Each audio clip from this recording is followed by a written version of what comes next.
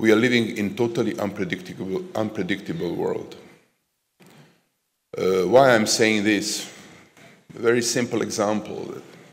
Only one day before what happened in Israel and the atrocities committed by Hamas, and after that by Israeli state, no one was able to predict that event and what happened.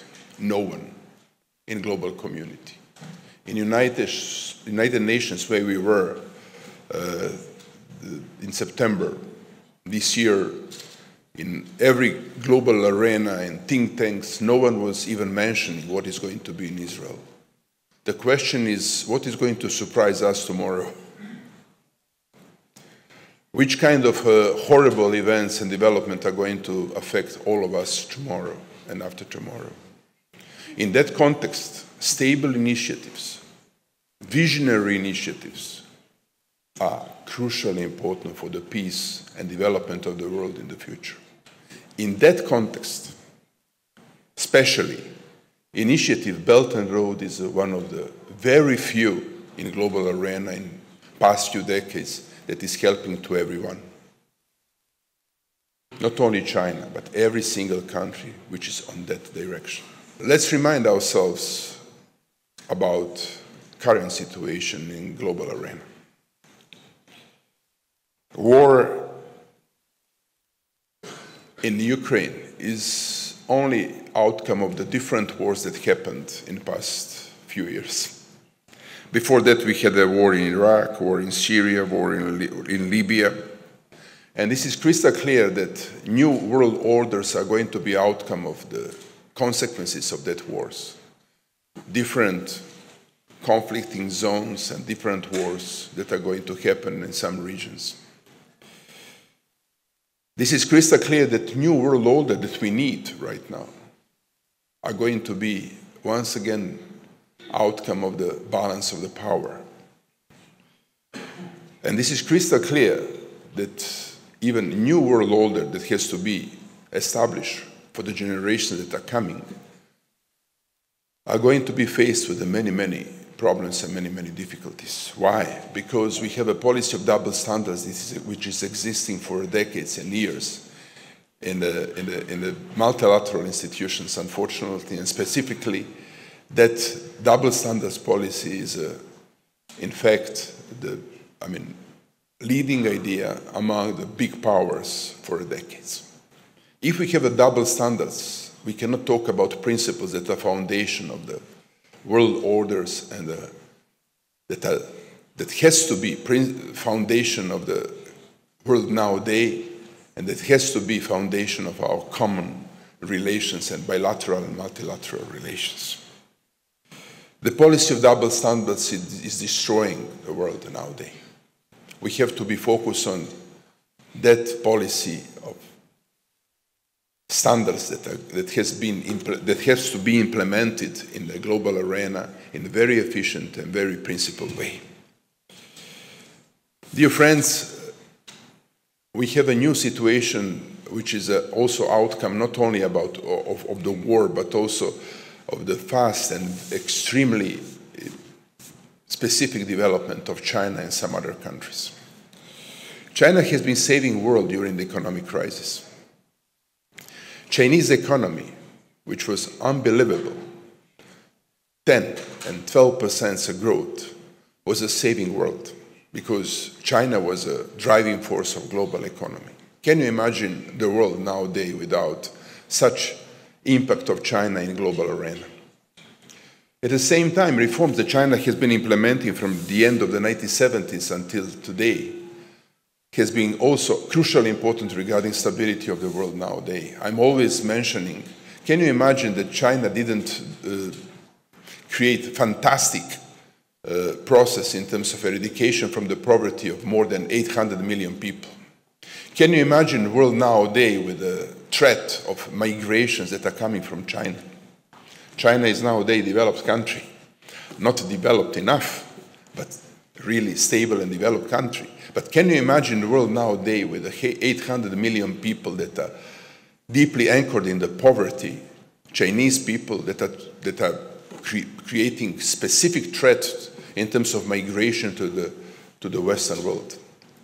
China, with its own reforms, also was saving the world nowadays. And this is why China deserves respect and support in the global community today.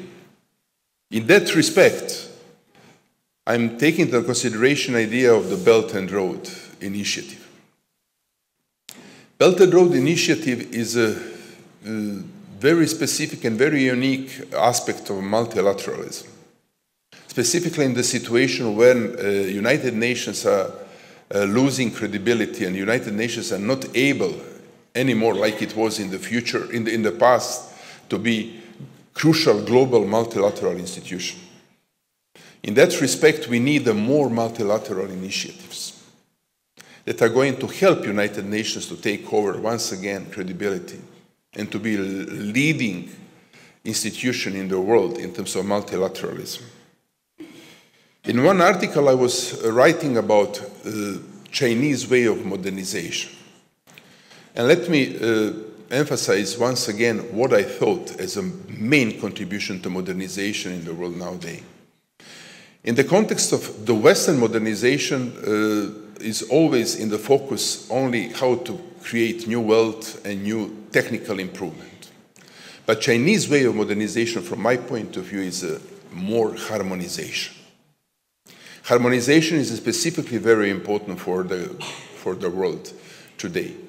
Without harmonization, we are going to be focused with more tensions and more conflicts in the future.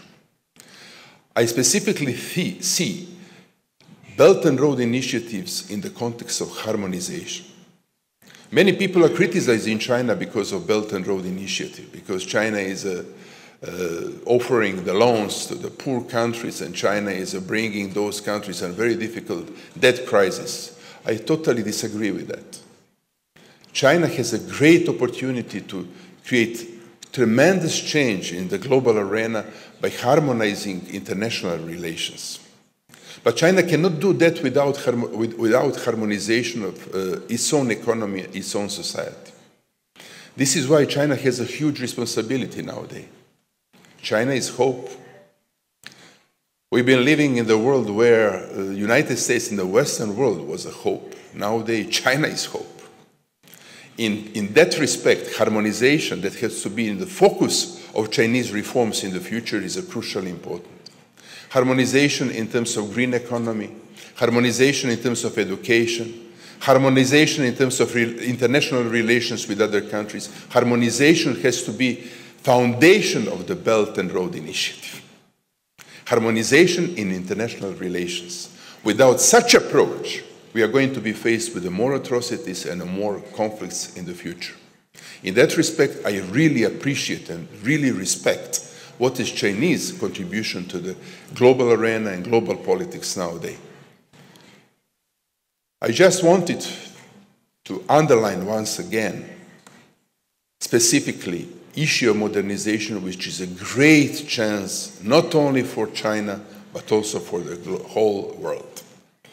Dear friends, in that respect, I have to mention something which is specifically characterizing the Chinese initiatives in the world nowadays. Belt and Road Initiatives was pointed out and launched in 2013.